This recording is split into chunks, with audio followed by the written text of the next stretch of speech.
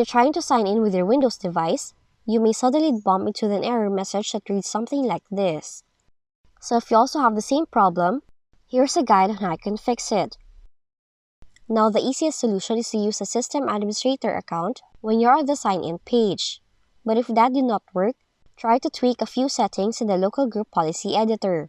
You just have to search for local group policy editor, navigate to computer configuration, select Windows Security,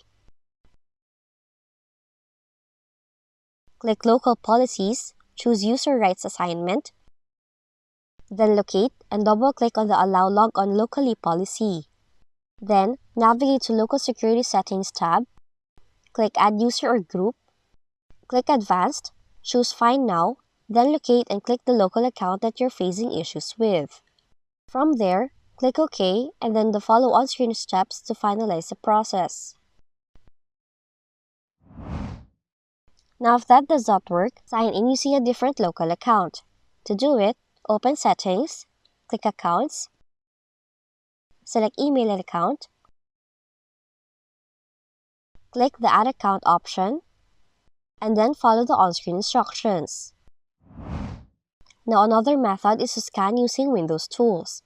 Just open Windows Security, select Virus and Threat Protection, click Scan Options, select any relevant scan option from the list, then press Scan Now.